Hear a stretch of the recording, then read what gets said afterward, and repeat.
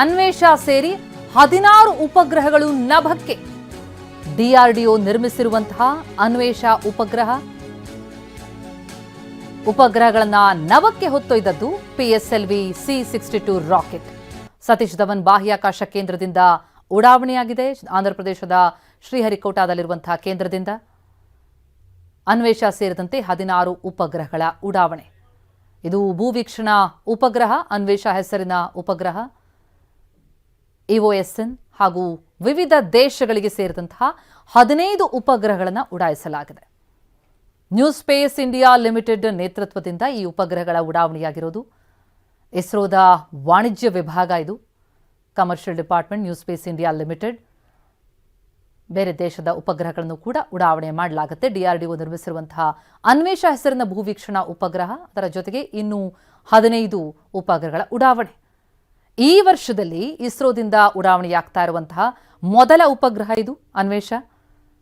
ಭೂವೀಕ್ಷಣೆಗೆ ಸಂಬಂಧಪಟ್ಟಂತೆ ಮಾಹಿತಿ ಸಂಗ್ರಹಕ್ಕೆ ಈ ಉಪಗ್ರಹದಿಂದ ಭಾರಿ ಅನುಕೂಲ ಆಗುತ್ತೆ. ಭೂಮಿಗೆ ಸಂಬಂಧಪಟ್ಟಂತಹ ಮಾಹಿತಿಗಳನ್ನು ತ್ವರಿತವಾಗಿ ಸಂಗ್ರಹಿಸುವುದಕ್ಕೆ ಈ ಉಪಗ್ರಹದಿಂದ ಸಾಧ್ಯ ಆಗ್ತಾ ಇರೋದು. 16 ಉಪಗ್ರಹಗಳನ್ನು ನಭಕ್ಕೆ ಹೊತ್ತೊಯ್ತು. ಆಂಧ್ರದ ಶ್ರೀಹರಿಕೋಟಾದ ಲೈವ್ ದೃಶ್ಯಗಳನ್ನು ನೋಡ್ತಾ ಇದ್ದೀವಿ. PSLV C-62 प्रमोचन यान का सफलतापूर्ण उत्थापन प्रथम प्रमोचन मंच से और बढ़ चला है अपने उद्देश्य कक्षा की ओर इस मिशन को पूरा करने के लिए तथा तृतीय चरण का प्रज्वलन शुरू हो चुका है और वह सामान्य निष्पादन कर रहा है. We are 4 minutes 45 seconds past the liftoff. The third stage of PSLV, the PS3, the solid propellant stage, has commenced its operation. Rocket is at 250 kilometers altitude. ಈ ಬಗ್ಗೆ ಇನ್ನಷ್ಟು ಡೀಟೇಲ್ಸ್ ಪಡೆಯೋಣ. ನಮ್ಮ ಪ್ರತಿನಿಧಿ ಮಹೇಶ್ ಈಗ ಸಂಪರ್ಕದಲ್ಲಿದ್ದಾರೆ. ಮಹೇಶ್, 16 ಉಪಗ್ರಹಗಳ ಉಡಾವಣೆ, ಅದರಲ್ಲೂ ಈ ವರ್ಷದ ಮೊದಲ ಉಡಾವಣೆ ಇದು ಯಶಸ್ವಿಯಾಗಿ ಸಾಗ್ತಾ ಇರುವಂಥದ್ದು. ಇದರ ಉಪಯೋಗಗಳು ಯಾವ ರೀತಿಯಲ್ಲಿರುತ್ತೆ, ಇದರ ಬಗ್ಗೆ ಇನ್ನಷ್ಟು ಮಾಹಿತಿಯನ್ನು ಕೊಡ್ತಾ ಹೋಗೋದಾದ್ರೆ? ಪ್ರತಿಮಾ, ಖಂಡಿತ ಈ ವರ್ಷದ ಒಟ್ಟು 16 ಉಪಗ್ರಹಗಳನ್ನ ಈಗ ಉಡಾವಣೆ ಮಾಡಿರುವಂತದ್ದು. ಇದು ಇಸ್ರೋ ಏನೋ ಒಂದು ಸತೀಶ್ ಧವನ್ ಬಾಹ್ಯಾಕಾಶದಿಂದ ಈ ಒಂದು ಕೇಂದ್ರದಿಂದ ಉಡಾವಣೆ ಮಾಡಿರುವಂತದ್ದು. ಇದು ಆಂಧ್ರ ಪ್ರದೇಶದ ಶ್ರೀಹರಿಕೋಟದಲ್ಲಿರುವ ಬಾಹ್ಯಾಕಾಶ ಕೇಂದ್ರ ಅಂತ ಹೇಳಿದ್ರು.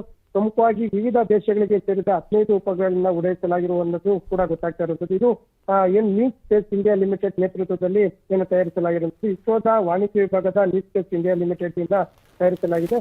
ಡಿಆರ್ಡಿಒ ನಿರ್ಮಿಸಿರುವಂತಹ ಅನ್ವೇಷಣೆ ಹೆಸರಿನ ಭೂವೀಕ್ಷಣಾ ಉಪಗ್ರಹ ಅಂತ ಹೇಳುದು ಈ ವರ್ಷದಲ್ಲಿ ಸಾಕಷ್ಟು ಒಂದು ಉಡಾವಣೆ ಆಗಲಿರುವಂತಹ ಪ್ರಮುಖವಾದಂತಹ ಉಪಗ್ರಹ ಆಗಿರೋದ್ರಿಂದ ಸಾಕಷ್ಟು ಅನುಕೂಲ ಆಗುತ್ತೆ ಅನ್ನೋದು ಕೂಡ ಗೊತ್ತಾಗ್ತಾ ಇದೆ. ಪ್ರಮುಖವಾಗಿ ಭೂಮಿಗೆ ಸಂಬಂಧಿಸಿದಂತಹ ಮಾಹಿತಿಯನ್ನ ತ್ವರಿತವಾಗಿ ಸಂಗ್ರಹಿಸುವ ಮೂಲಕ ಇವು ಉಪಗ್ರಹ ಕೆಲಸ ಮಾಡುತ್ತೆ ಅನ್ನೋದು ಕೂಡ ಗೊತ್ತಾಗ್ತಾ ಇದೆ. ಇದು ಬೆಳಗ್ಗೆ 10:17ಕ್ಕೆ ಏನು ಉಪಗ್ರಹ ಉಡಾವಣೆ ಮಾಡಲಾಗಿದೆ. ಆ ಭೂಮಿಯ ಸಂಬಂಧಿಸಿದಂತೆ ಅನ್ವೇಷಣೆ ಮತ್ತು ಸಾಕಷ್ಟು ಸಂಶೋಧನೆ ಮಾಡುವಂತ ನಿಟ್ಟಿನಲ್ಲಿ ಈ ಒಂದು ಉಪಗ್ರಹ ಸಾಕಷ್ಟು ಉಪಯೋಗ ಆಗಲಿದೆ ಅನ್ನೋದು ಕೂಡ ಗೊತ್ತಾಗ್ತಾ ಇರುವಂತದ್ದು. ಪ್ರತಿಮಾ, ಥ್ಯಾಂಕ್ ಯು ಮಹೇಶ್ ತಮ್ಮ ಮಾಹಿತಿಗೆ.